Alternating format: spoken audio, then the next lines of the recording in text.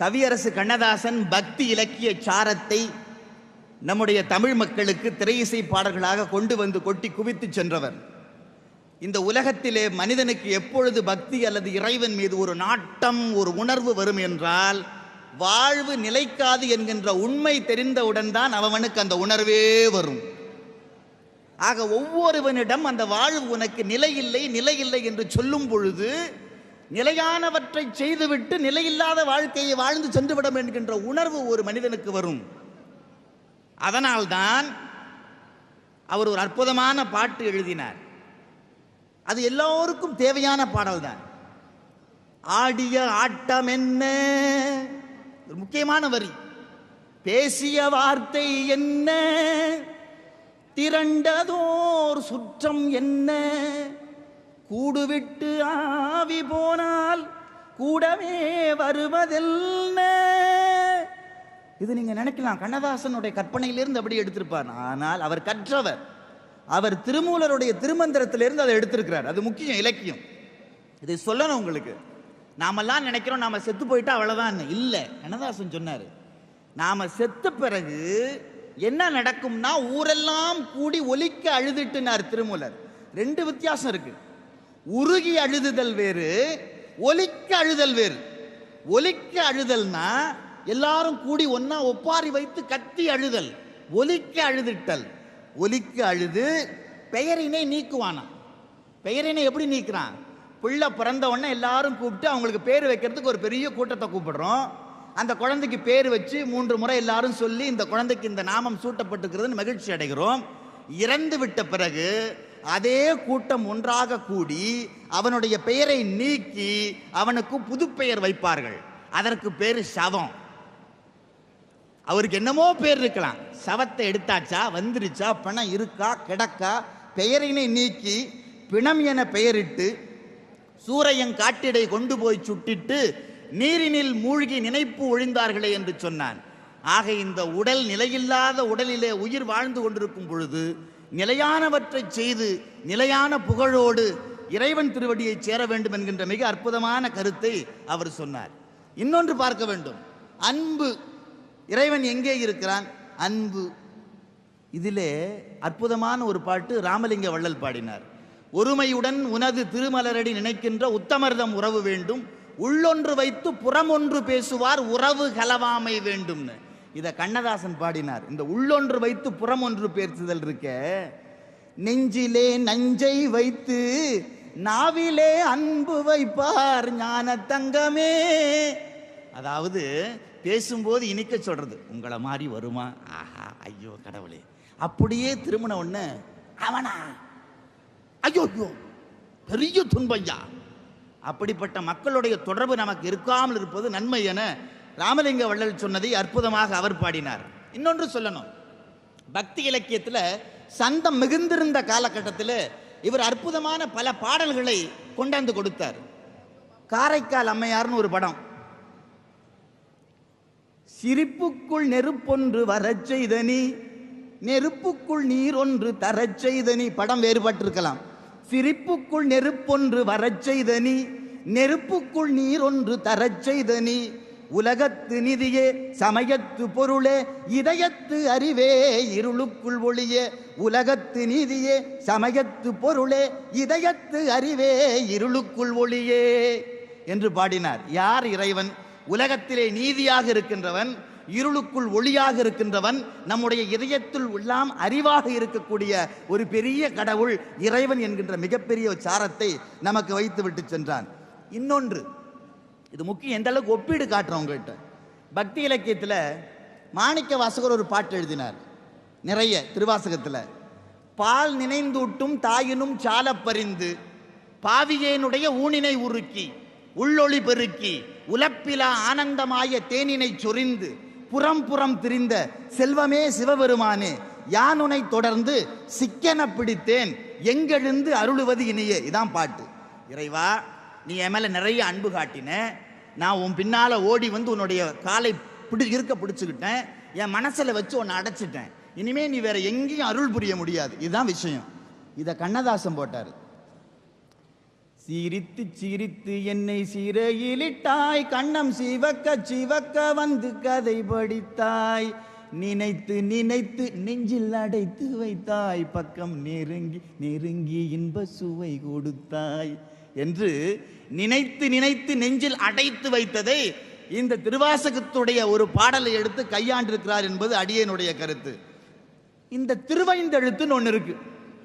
உங்களுக்கெல்லாம் நினைக்கல என்னடா பக்தியை பற்றி இந்த ஒரு இளஞன் வந்து ஒரு 5-6 மணிக்கு லியோனி ஐயாவை முன்னால் வச்சுக்கிட்டு இவர் வந்து நமக்கு பக்தி இலக்கியம் சொல்லிக்கிட்டு இருக்காரே அப்படின்னு சொல்லிட்டு, இந்த பக்தி இலக்கியம் இருக்கிறது அல்லவா, இது நமக்கு இப்பொழுது தெரியாது.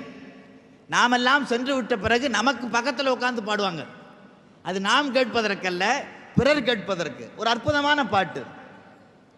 அஞ்செழுத்தும் எங்கள் நெஞ்செழுத்தல்லவா, ஐம்புலனும் உங்கள் அடைக்கலமல்லவா, அஞ்சும் என் நெஞ்சுக்கு ஆறுதல் சொல்லவா, அபாயம் நீக்க வரும் சிவாயமல்லவா.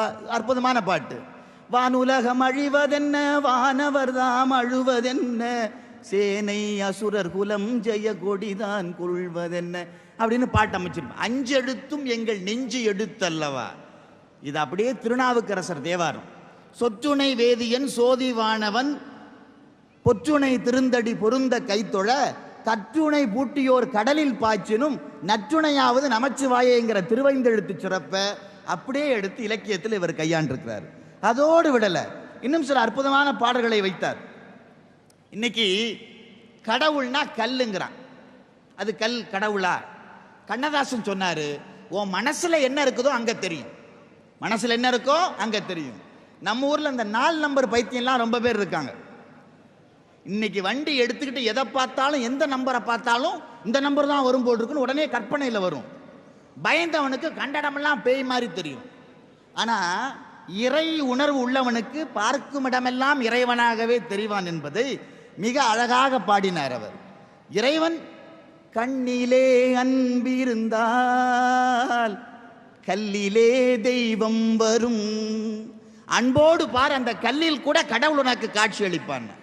நெஞ்சிலே கருணை வந்தால் நீரிலும் தேன் ஊறும் என மிக அற்புதமாக பாடிய ஒரு கவிஞன் அவன். அதோடு நிறுத்திவிடவில்லை அவர். அப்படிப்பட்ட அந்த இறைவனை எப்படி அடைவதுன்னு கேட்டார்.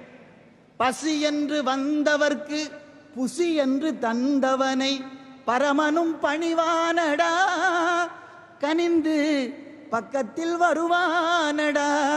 பசி என்று வரவனை அரவணைத்து அவனுக்கு உணவு கொடு. ஆனால் இன்று நாட்டில் நடப்பது வேறு. அதுக்கு தான் பாடினார், இருக்கும் இடத்தை விட்டு இல்லாத இடம் தேடி எங்கெங்கோ அலைகிறார்னு பாடினார். இருக்கும் இடத்தை விட்டு இல்லாத இடம் தேடி எங்கெங்கோ அலைகின்றார் ஞான தங்கமே. எங்க அலைகிறோம்? நெக்கு நெக்கு நினைப்பவர் நெஞ்சுடைய புக்கு நிற்கும் பொன்னார் சடை புண்ணியன். இறைவனை நெகிழ்ந்து உருகி நினைக்கின்றவர்களுடைய உள்ளத்திலே இருக்கின்ற இறைவன் பொக்கம் மிக்கவர் பூவும் நீரும் கண்டு நக்கு நிப்பான் அவர் தம்மை நாணியே என்று பாடினார். இறைவன் ஆடம்பரத்தை விரும்புவதில்லை, எளிமையை விரும்புகிறான் என்கின்ற மிக அற்புதமான ஒரு தகையை நமக்கு மிக அழகாக விளக்கிவிட்டு சென்றவர் அவர். அடுத்தது ஒன்று பாடினார். கடவுளை பற்றி சொல்லும் பொழுது, பூஜ்ஜியத்துக்குள்ளே ஒரு ராஜ்யத்தை ஆண்டு கொண்டு புரியாமலே இருப்பான் ஒருவன், அதிலே முற்றும் கசந்ததென்று பற்றறுத்து வந்தவர்க்கு சுற்றமென நின்றிருப்பான் ஒருவன், அவனை தொடர்ந்து சென்றால் அவன்தான் இறைவன் என்று இந்த பற்றறுத்த காலகட்டத்திலே நமக்கு பற்றாக இருப்பவன் இறைவன் என்பதை காட்டினான். அப்புறம் இன்னொருத்தனை பார்த்து கேட்டார், சொல்லணும் உங்ககிட்ட, வாழ்க்கையில இன்ப துன்பம் கலந்து வருதுங்கிறோம். ஒரு கூப்பிட்டு அற்புதமா ஒரு பாட்டு போட்டார். காலத்தில் அழியாத காவியம் தரவல்ல மாபெரும் கவி மன்னனே. அதில் அழகா சொல்லுவார், வாழ்வென்றும் தாழ்வென்றும் வளமென்றும் குறைவென்றும் சக்கரம் சுழல்கின்றது, அதில் தான் சரித்திரம் நிகழ்கின்ற. வாழ்வு தாழ்வு நிறைஞ்சதுதான். யாருக்கும் வாழ்வுண்டு அதற்கொரு நாள் உண்டு, அதுவரை பொறுப்பாயடா அப்படின்னாரு. அப்புறம் இன்னொரு பாட்டில் கேட்டாரு, யாரு சொன்னது இன்பமும் துன்பமும் கலந்து வருது வாழ்க்கையில, கூப்பிடுங்க நான் பார்க்கணும்னாரு. என்ன சொல்றீங்க? இன்பம் சில நாள் துன்பம் சில நாள் என்றவர் யார் தோழி. அம்மா பயமா இருக்குமா பாடவே பயம். இன்பம் இன்பம் கனவில் துன்பம் எதிர். அவர் சொன்னார் உண்மைதான், இன்பமும் துன்பமும் தான் கலந்தது வாழ்க்கை. ஆனா இன்பம் கனவுல தான், துன்பம் தான் நிஜ வாழ்க்கையில. அதனாலதான் இன்பமும் துன்பமும் கலந்து வருதுன்னு சொல்றான். இன்பம் கனவுல தான் வருது, துன்பம் நிஜ வாழ்க்கையில இருக்கு அப்படின்னு அழகா அங்க போய் முடிச்சாரு. அப்புறம் பார்த்து இப்படி நிறைய நொந்து மக்களை பார்த்து வெறுத்தெல்லாம் பாடியிருக்காரு. இப்படி பாடிக்கொண்டிருக்கக்கூடிய ஒரு மிகப்பெரிய ஒரு கவிஞன் வாழ்வியலில் இருக்கக்கூடிய எல்லா சாரங்களையும் எடுத்து பாடியிருக்கிறார். காதல், பக்தி, தத்துவம் என்று விட்டு வைக்காத துறையே இல்லை என சொல்லலாம். அப்படிப்பட்ட ஒரு மிகப்பெரிய கவிஞன் சங்க இலக்கியத்தை சாராக பிரிந்து கொடுத்தவன். இன்னொரு பாட்டு நீங்க எல்லாம் கேட்டிருப்பீங்க. அன்றொரு நாள் அவனுடைய பேரை கேட்டேன், அடுத்த நாள் அவன் இருக்கும் ஊரை கேட்டேன் அப்படின்னு. இதெல்லாம் நினைச்சுக்கோ. கண்ணதாசன் அழகா போய், அதுவும் நாவுக்கரசர் தேவாரம் தான். முன்னம் அவனுடைய நாமம் கேட்டாள், மூர்த்தி அவன் இருக்கும் வண்ணம் கேட்டாள், பின்னை அவனுடைய ஆரூர் கேட்டாள், பெயர்த்தும் அவனுக்கே பிச்சியானாள், அன்னையும் தந்தையும் அன்றே நீத்தாள், தலைப்பட்டாள் நங்கை தலைவன் தாழே என்கின்ற அற்புதமான பாட்டை ஒருவனை பார்த்தவுடன் அவன் பால் ஏற்படுகின்ற அந்த காதல் உணர்வுகள் எல்லாம் அற்புதமாக படம் பிடித்து காட்டியது அந்த காலம். அற்புதமான ஒரு காலகட்டம்.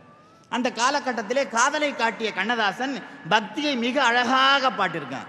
எங்கெல்லாம் நல்லது நடக்கும், நல்லவர்கள் ஆட்சிதனில் நன்மை நடக்கும். இங்க என்ன நடக்கும்? நல்ல நண்பர்களின் கூட்டுறவில் அன்பு நடக்கும். வேற பொல்லரெல்லாம் ஒன்றுபட்டால் சூது நடக்கும். எல்லா பேரும் ஒன்று சேர்ந்தா சூது நடக்கும். அங்க வேற மாதிரி. என் பொன்மகளே நீ நினைத்தால் ஏதும் நடக்கும்னா இப்படி மிக அற்புதமான கவிதைகளை நமக்கு அள்ளி தந்து கொடுத்தவர் கவியரசு கண்ணதாசன். தமிழை பாருங்க. எனக்கு இன்னும் அம்பிகாபதினு ஒரு படம் எல்லாம் பார்த்துருப்பீங்க. அம்பிகாபதி அல்ல, இது மகாகவி காளிதாஸ். சிவாஜிக்கு அப்படியே ஒரு ஞானம் வந்து காளிதாசுக்கு அப்படி பாடுறாரு. கவியரசு தான் எழுதியிருக்காரு. மாணிக்க வீணையே மரகத பதுமையே வைரத்தில் தோய்ந்த மனமே மதங்க மாமுனிவரின் மாதவ செல்வியே மாதுளம் சிவந்த விழியே ஆணிப்புண் கட்டிலே அரியாசனத்திலே அரசாள வைத்த தேவி யார் தருவார் இந்த அரியாசனம் புவி அரசோடு எனக்கும் ஒரு சரியாசனம் என்று பாடினார். இப்படிப்பட்ட பேர் தரும் நூல் ஒன்றும் கல்லாதவன், ஒரு தேர்ந்த பொருள் எடுத்து சொல்லாதவன், எனக்கு இப்படிப்பட்ட ஒரு நிலையை கொடுத்திருக்கிறாய் என்று தன்னையே வைத்து பாடிய மிக அற்புதமான ஒரு பாவலன். இப்பொழுது கூட எழுதியிருந்தார்கள் நான் நினைக்கிறேன். அற்புதமாக எல்லா கவிஞர்களும் கண்ணதாசனே கண்ணதாசனே வந்துவிடு என்றெல்லாம் பாடுகிறார்கள். அதற்கு காரணம் அவர் காலத்தால் அழியாத கவிஞன், அற்புத கருத்துக்களை கொட்டி குவித்து சென்று விட்ட கவிஞன். அவனுடைய பாட்டுக்கு எல்லையே கிடையாது. எங்கு வேண்டுமானாலும் நம்மை அழைத்து செல்வான். நதியில் விளையாடி கொடியில் தலை சீவி என்று எங்கு வேண்டுமானாலும் நம்மை அழைத்து செல்வான். அந்த அப்படிப்பட்ட ஒரு மிகச்சிறந்த கவிஞனுக்கு இந்த நாட்டிலே நாம் விழா எடுத்திருக்கிறோம் என்றால் அதற்கு காரணம் ஒன்றே ஒன்றுதான். இதை சொல்லித்தான் நிறைவு செய்ய வேண்டும். நாம் இந்த நாட்டிலே ஒரு 100 சொச்ச ஆண்டுகளுக்கு முன்பு வந்தோம். அந்த காலத்தில் ஏழையாகத்தான் இருந்தோம், பிரச்சனை இல்லை. ஆனா பண்பாடோட இருந்தோம், பிரச்சனை இல்லை. இன்று ஏழையாக இருந்தாலும் மொழி போயிருச்சு. யாருக்கிட்டையும் போய் நலமாக இருக்கிறீங்களான்னு கேட்கறதில்ல. என்ன லாபம், ஜோக்கா இருக்கிறீங்களா? இதான் தமிழாய் போச்சு. நாட்டில் ரொம்ப வேதனையா இருக்கு நமக்கு. நான் எல்லாம் போய் தூரோன் பண்ண பாருங்களேன். நமக்கெல்லாம் என்ன பயம்னா 2003 தமிழ் இந்த கோலத்தில் கடந்தாங்க. இன்னொரு 30 வருஷத்துல என்ன கதி ஆகும்? சீலாப்பா சொல்லிட்டாங்களா, அவங்க சுக்காப்பான கையிலா. இந்த அளவுக்கு தமிழ் போயிடக்கூடாதுன்னா ஒன்றே ஒன்றுதான் செய்யணும். நான் சொல்லணும் உங்ககிட்ட, இந்த நாட்டிலங்க இலக்கிய தாகம் நிறைய பேருக்கு இருக்கு. நல்ல தமிழை கேட்கணுன்ற வெறி நிறைய பேருக்கு இருக்கு. தரமான இலக்கிய நிகழ்ச்சியை படைத்தா 20,000 பேர் இல்ல, 1,00,000 பேர் வருவதற்கு கூட இந்த நாட்டிலே மக்கள் தயார்.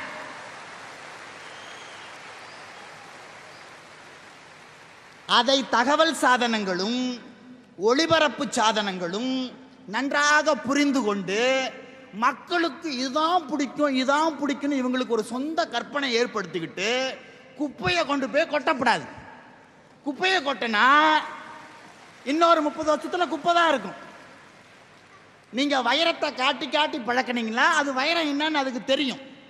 இவன் காதுக்கு நல்ல தமிழையே கேட்க விடாம செய்தல், கேட்பதெல்லாம் வேற மாதிரி தமிழ்னா எதிர்காலத்தில் தமிழ் எப்படி இருக்கு? எனக்கு ஒன்று மட்டும் சொல்றேன், இந்த நாட்டிலே தமிழர்கள் வாழ்ந்தார்கள், இவர்களுடைய காலகட்டத்திலே தமிழ் அழிந்தது என்கின்ற அந்த வாசகத்திற்கு கீழே நம்முடைய பெயரை நாம் இடம்பெற செய்யக்கூடாது.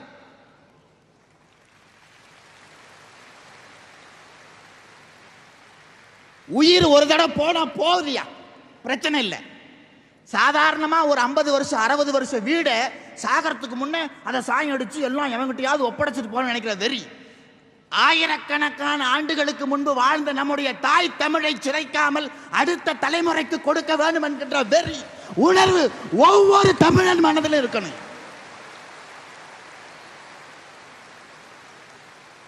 அதற்காக எதையும் இழக்க தயாராக இருக்க வேண்டும். நாம் எதையும் இழக்க தயாராக இருக்க வேண்டும்.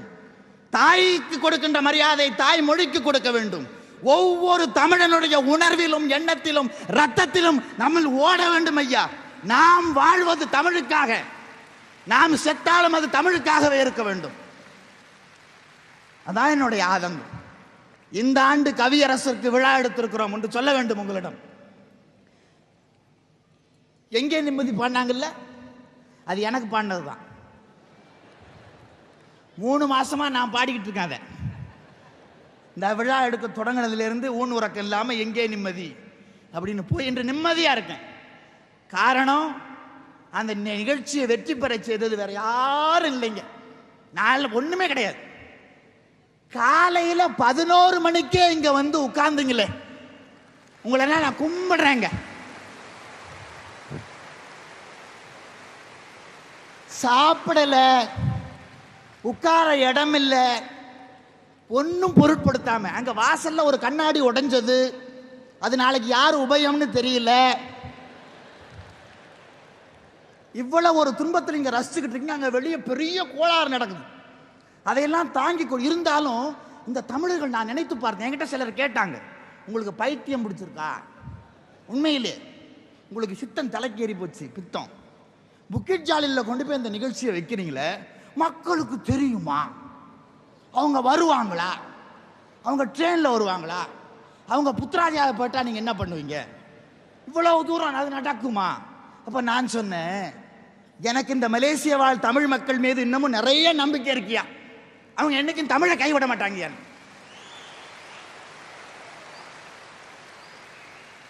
தரையில் உட்கார்ந்து பார்க்க கூட அவங்க தயாரா இருப்பாங்க. நான் ஒரே ஒரு மன்னிப்பு மட்டும் உங்கள்கிட்ட கேட்கணும்.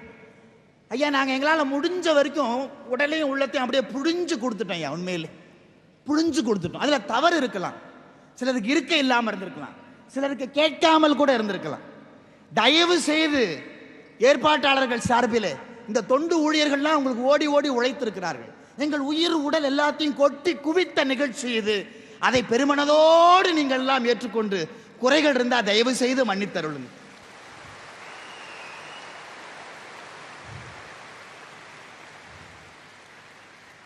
தமிழுக்கு இவ்வளவு ஆதரவு இந்த நாட்டில் தயார் தருவதற்கு நீங்கள் தயார் என்றால், ஆண்டுக்கு தமிழுக்கு பணி செய்த ஒரு தமிழ் சான்றோர் பெயரிலே விழா எடுப்பதற்கு நாங்கள் தயார்.